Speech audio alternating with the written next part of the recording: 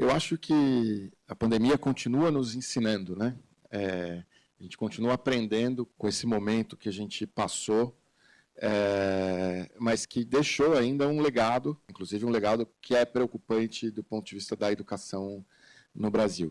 Quando a gente olha para a área pública, o que a gente vê foi que ela desvelou algumas questões que já existiam, que já estavam aí, especialmente em relação à questão das desigualdades educacionais, né? A gente, antes da pandemia, por exemplo, a gente tinha, segundo dados do MEC, cerca de 1.100.000 crianças e adolescentes em idade escolar fora da escola. E dessas, 71% negros ou pardos. E quando a gente olha para os resultados educacionais, a gente também vê resultados diferentes dependendo do público, dependendo do grau de vulnerabilidade. Isso falando só de escola pública. Então, acho que um primeiro ponto relevante que o país vai precisar endereçar é que a gente tinha um nível de desigualdade alto, esse nível de desigualdade foi ampliado durante a pandemia, e nós precisamos olhar para ele para adotar as melhores estratégias educacionais e pedagógicas, olhando para a redução das desigualdades, né? Para a gente também ter uma ideia, o MEC fez uma pesquisa, o INEP, né, que é o Instituto de Pesquisas do MEC, fez uma pesquisa em 2021 com escolas públicas, privadas e estaduais, municipais e as federais, da educação infantil ao ensino médio, e a gente tinha 5 milhões de crianças e adolescentes no fim do ano letivo de 2020, que ou estava fora da escola ou sem atividade pedagógica, né? Esse é um dado oficial do Instituto Nacional de Pesquisas. Então, a gente imagina, do ponto de vista pedagógico, o que isso representa. Os números hoje estão começando a aparecer, alguns deles que, obviamente, eles confirmam expectativas, né? Se você vai fazer uma avaliação logo depois do retorno, obviamente, aquele estudante, além de ter ficado distante da escola, ele ficou distante do processo de avaliação, né? Então, não se imagina que ele vai ter um bom desempenho. Aí a gente tem um segundo aprendizado com a pandemia, e esse é o do retorno, no meu entendimento. As redes se preocuparam, com razão, muito em como é que a gente vai recuperar as perdas de aprendizagem ao longo desse período. Só que esqueceram que, com esses alunos, vinha uma série de questões de quem ficou em casa, quem ficou sem conviver com colegas. Então, você tem a criança que não foi desfraldada na creche e foi direto para a pré-escola, a criança da pré-escola que por 2 anos não conviveu com os colegas e vai para o ensino fundamental 1, que é um outro mundo, para uma criança pequena, já quando faz a transição. Acho até, Arthur, que a gente chegou a discutir isso quando eu era secretário lá atrás, que talvez a transição dos 9 anos devesse ter ido para o final e não para o começo, né? As crianças foram muito cedo para o ensino fundamental. Talvez fosse melhor ter ampliado o antigo fundamental de 8 mais o médio para 12, sem ter mexido na educação infantil como era naquele momento. Com certeza isso teria sido mais eficiente, e eu tive a oportunidade de discutir, sim, esta questão, porque nessa altura eu estava no Conselho Nacional de Educação, mas havia um problema de financiamento, professor Alexandre, que você conhece mais do que eu. Então, naquela época do Fundef, na verdade, o grande motivo não era de ordem pedagógica ou institucional, era de ordem de financiamento mesmo, porque o Fundef só permitia, enfim, um artifício contábil para distribuir por 8 anos e acabou incorporando, naquela altura, primeiro ano. E aí, lamentavelmente, a questão institucional ficou prejudicada e agora ninguém podia imaginar que o mundo ia suprimir praticamente 2 anos da escolaridade de todos. E eu vou dizer mais, com problemas absolutamente inimagináveis ainda hoje. Porque, se hora de recuperar, como se fosse, deixei de aprender isto, vou reincorporar, jamais. qualquer nível que se pensa. Mas imagine os alunos do ensino médio que estavam na primeira série em 2021. Estão terminando agora o primeiro ano do ensino médio e receberão o seu certificado. E perda de todas as relações sociais, todo amadurecimento, enfim, todas as questões que acontecem nessa fase da adolescência e que não estou tratando do conteúdo. O conteúdo até é fácil, certo? Mas, enfim, os procedimentos, as habilidades efetivas, as atitudes, isso não é que quando vai recuperar, irrecuperável. Eu acho que esse ponto é outra aprendizagem, né? A importância que existe da escola como espaço de aprendizagem, né? É interessante ver que quando a pandemia começou, a gente via muita gente dizendo, não, as crianças têm 2 celulares por habitante no Brasil, as crianças vão aprender pelo celular, a tecnologia, etc. Né? E, no fundo, mesmo crianças de escolas particulares de bom nível, que não tem problemas em casa, que tem um quarto, às vezes, só para ele, um computador só para ele, para ela, os pais podem acompanhar, que não é a realidade da maioria das crianças e adolescentes brasileiros, tiveram problemas e trazem problemas até hoje da pandemia. É só conversar com qualquer diretora de escola e ver a dificuldade que está sendo ainda o retorno, com problemas relativos à saúde mental desses estudantes, dessas estudantes. Então, como o professor colocou muito bem, eu acho que a gente também sai da pandemia vendo como o ensino presencial, as relações que se estabelecem na escola e, sobretudo, que a aprendizagem não é só conteúdo, né, como muita gente acredita e imagina que recuperar o conteúdo vai fazer com que esses 2 anos sejam recuperados para cada uma dessas crianças. E, por último, para não me estender muito, a gente tem um papo aqui, acho que o próprio papel da tecnologia na educação, né? Eu acho que eu tenho 3 filhos, um deles tem 14 anos e ele adora jogar joguinho, né? Joga lá, tem os horários dele para fazer isso, mas ele faz. A gente imagina que você vai transportar esse gosto para o gosto de jogar um joguinho educacional, e não é isso, essa ponte, ela não existe, né? Então, no fundo, não que a tecnologia não seja relevante, ela é importante, pode nos ajudar muito, mas desde que antes dela venha a pedagogia, o que eu quero com o uso da tecnologia, como é que eu vou, qual a minha intenção, como eu organizo um sistema, uma plataforma, um jogo, para que ele estabeleça ali algum tipo de processo de aprendizagem, reforço, qualquer coisa que o valha. Então, eu acho que a gente tem estas aprendizagens. Primeiro, o país vai ter que lidar com a questão da desigualdade educacional, desenvolvendo programas específicos para isso.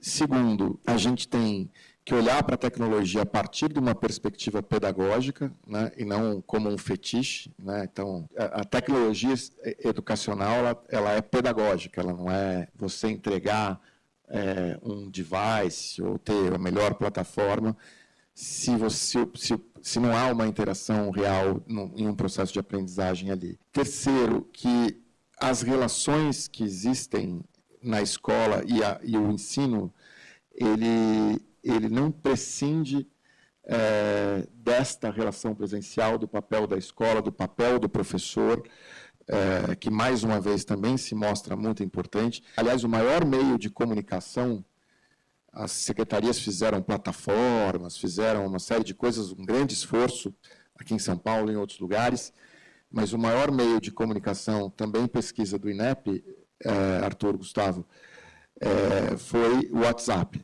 o professor com o aluno.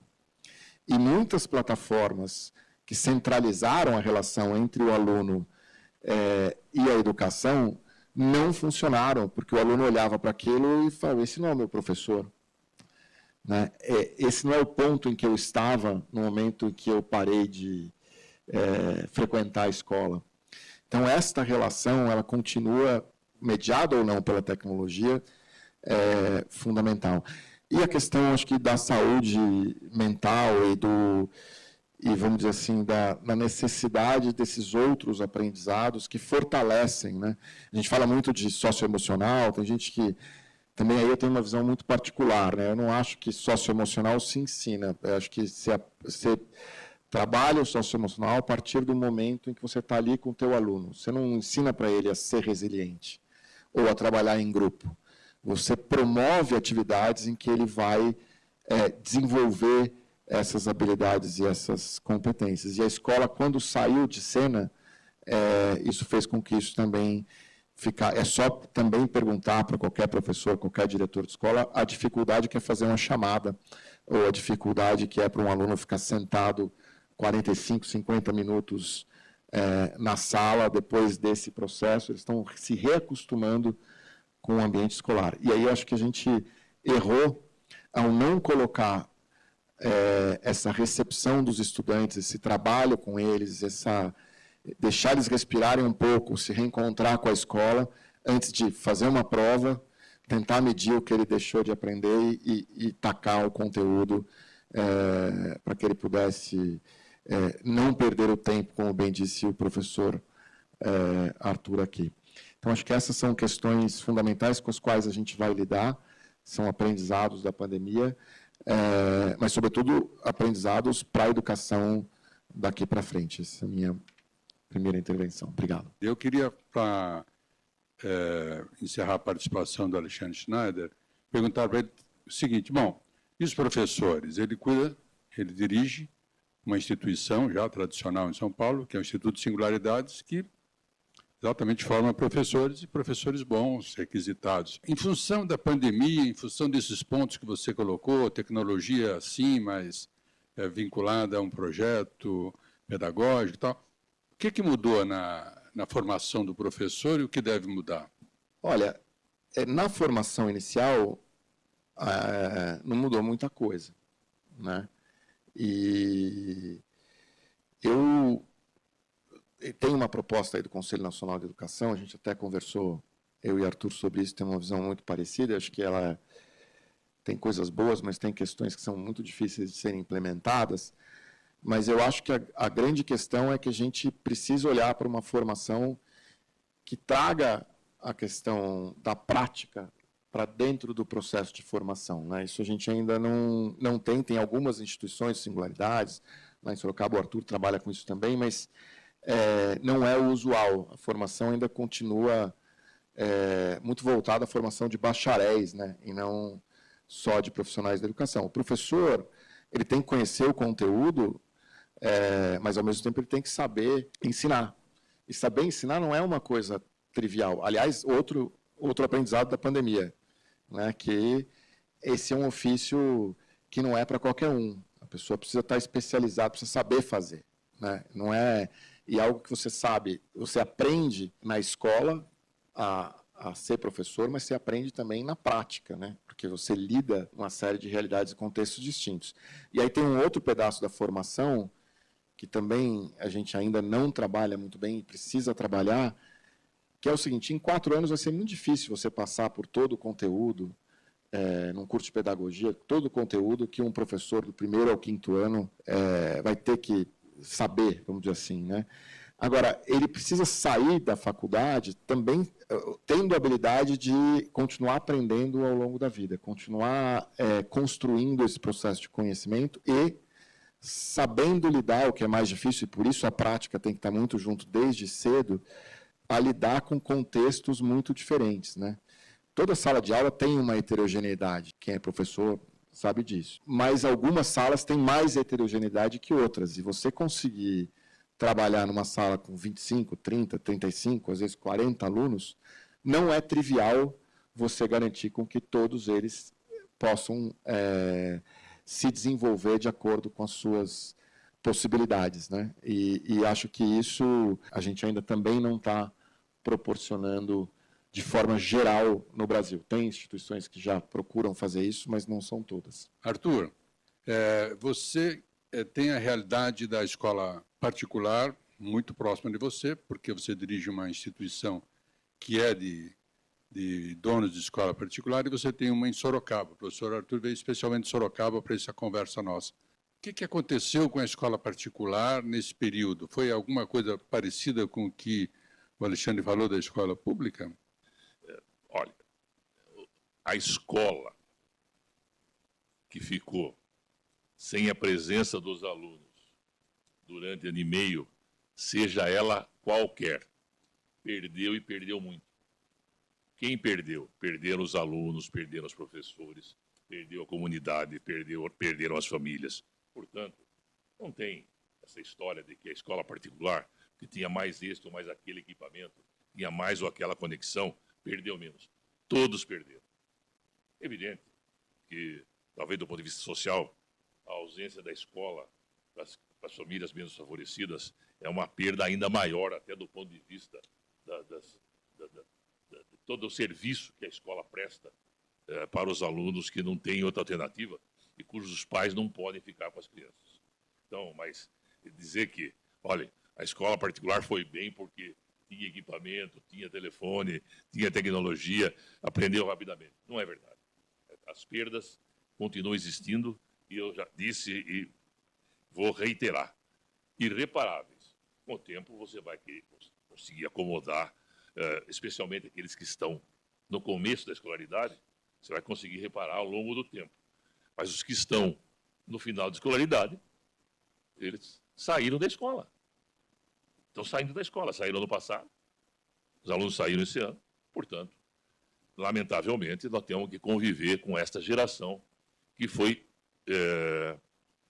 prejudicada, foi privada desse tempo de vivência, não é de tempo de conteúdo, de vivência na escola, que é insubstituível.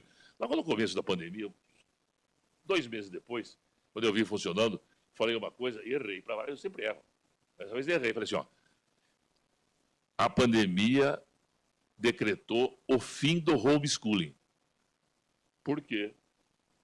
Percebeu-se que o que faltava não é você prover escolaridade sem escola.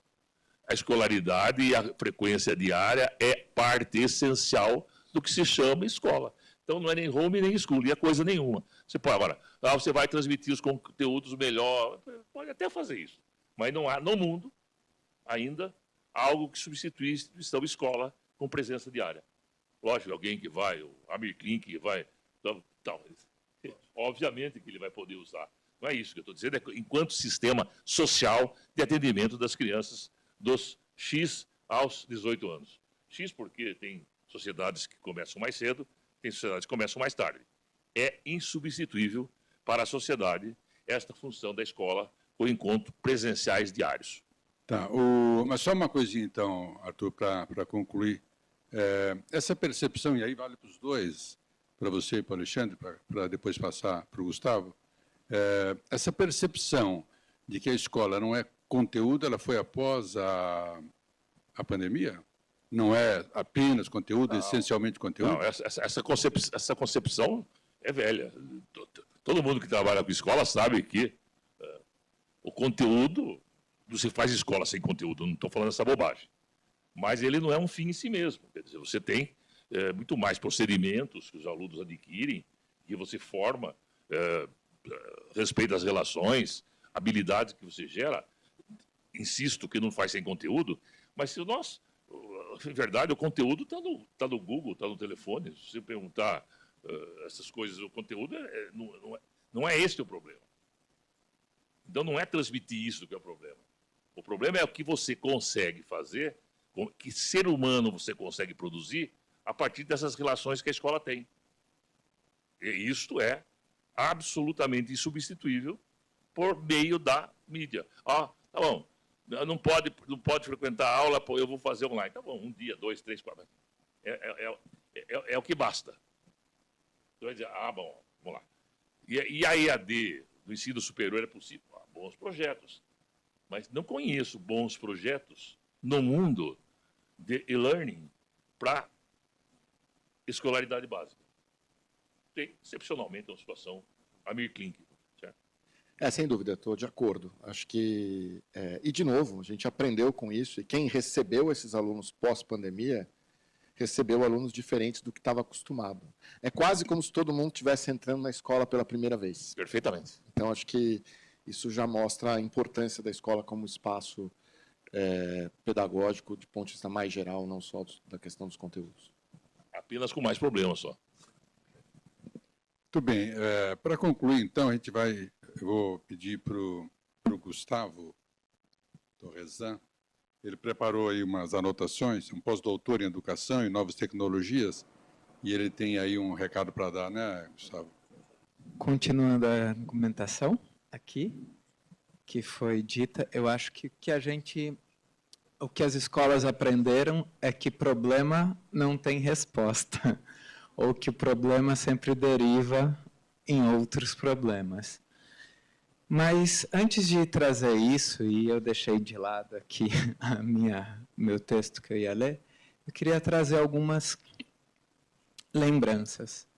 Uma é um seminário que a gente estava na Unicamp em 2019 sobre beleza e geografia e novas terras, conexões. Eu estava na casa da Lick, uma professora da Unicamp, junto com a Ailton Krenak. A gente estava jantando lá pós-seminário. Daí ele olhou para um vaso numa prateleira e falou: aquele vaso está me dizendo tal coisa.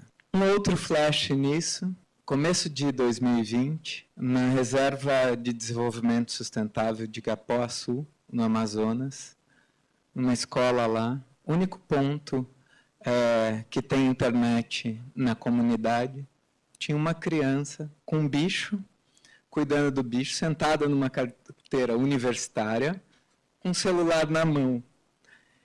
E aí a professora falando: você precisa tirar o bicho daqui porque ele está aprendendo. Porque ele está atrapalhando, desculpa. Ela falou: mas eu estou aprendendo com ele. E, ao mesmo tempo, ela mexendo com o celular e com tudo aquilo que estava naquele meio. O terceiro fato, Pedro, meu companheiro de casa, tem 21 anos, aluno universitário. Ele assiste às aulas com um laptop na frente e com o celular na mão.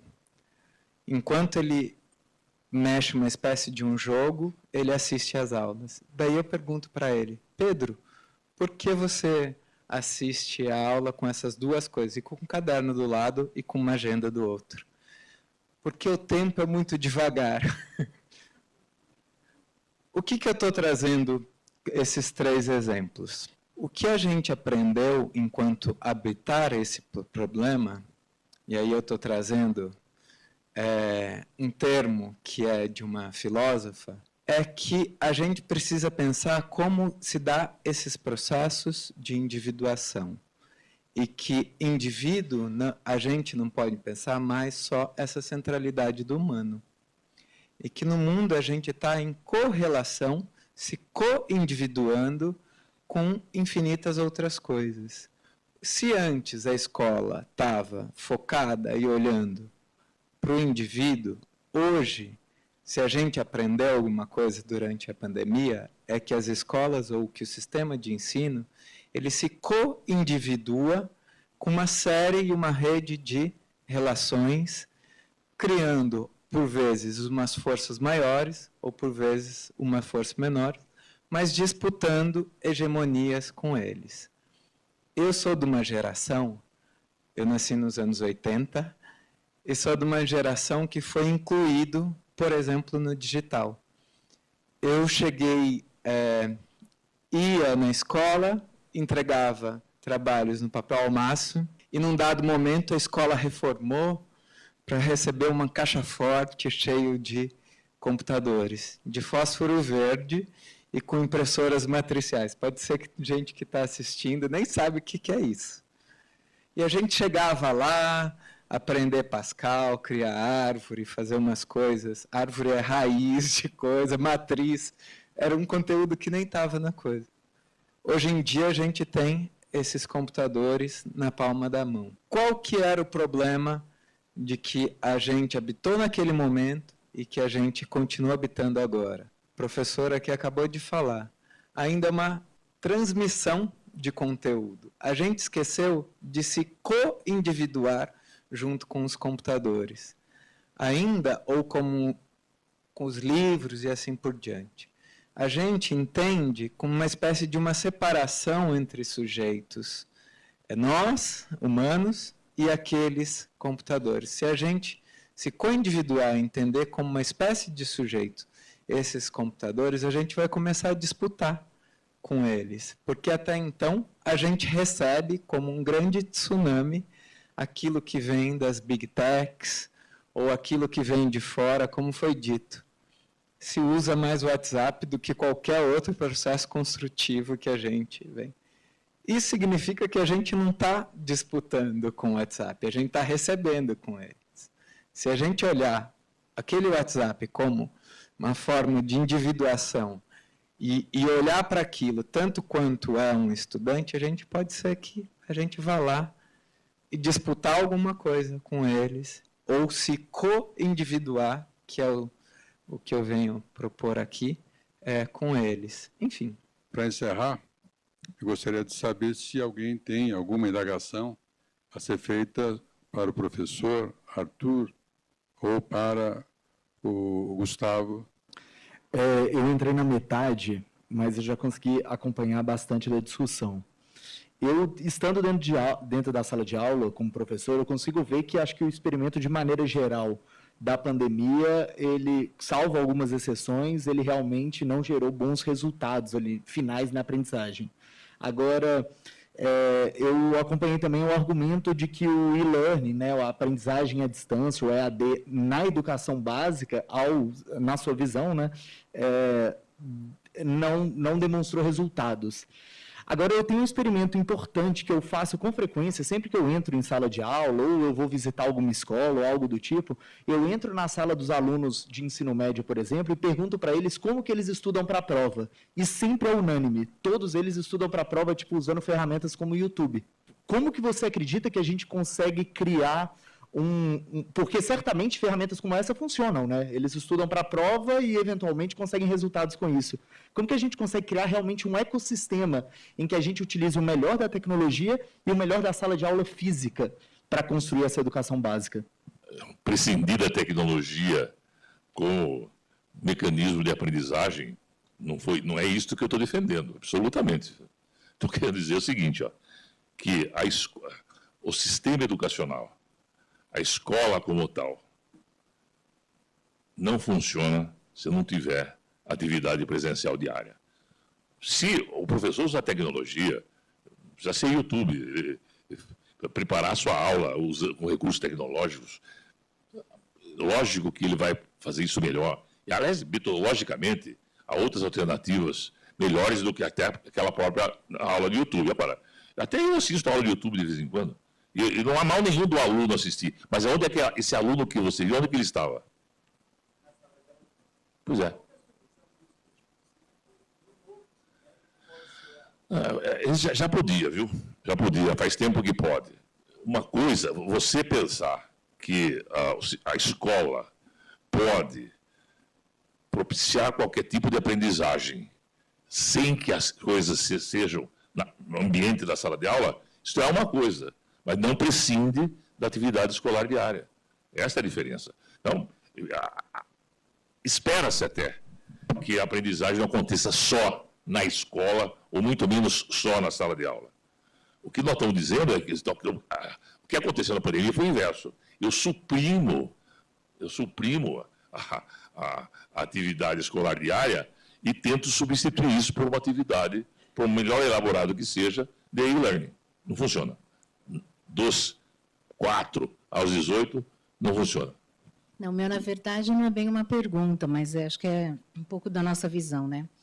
Eu fui professora também durante a pandemia, também como diretora, e a gente viu que, assim, nunca eu ouvi tanto as crianças desejarem ir para a escola como no fim da pandemia já, né? Eles imploravam para voltar para a escola. E um aprendizado que ficou na escola inteira é que o equilíbrio entre o digital e o físico era o melhor, porque dentro das tecnologias teve crianças que nos surpreendeu usando ferramentas que, assim, eles no fim ensinavam os amigos, porque foram muito além do que a nossa expectativa, né? Então, assim, houve um aprendizado? Houve, Mas, na verdade, ele só aconteceu quando nós também paramos tudo para acolher essas famílias. Emocionalmente, a gente tinha, assim, teve uma hora que a gente parou, e assim, não, a gente acolhia as famílias, terapeuticamente falando, emocionalmente falando, porque não tinha condições de continuar. Era um medo, né? Era um terror que estava de forma geral, né? Então, assim, só começou a surtir um pouco de efeito na nossa experiência quando a gente acabou fazendo essa acarinhando todos, né? Ouvindo, eles precisavam ser também ouvidos, né? Isso foi muito legal. E eu acho que assim, o que a gente muito bacana é o que vocês colocam, e eu acho que fica assim essa questão do equilíbrio, né? E também de olhar cada aluno como um ser individual. Acho que é isso. Obrigada, gente. Então, olha a pergunta que está lá. O que as escolas aprenderam durante a pandemia? As escolas aprenderam, sim, usar melhor a tecnologia, não tenho a menor dúvida disso. As escolas que puderam fazer isso, e boa parte delas, públicas e ou privadas, aprenderam a usar a tecnologia melhor. O que eu estou defendendo não é a impossibilidade de usar a tecnologia. Eu estou defendendo a tese de que a tecnologia não pode substituir a presença diária. Só isto.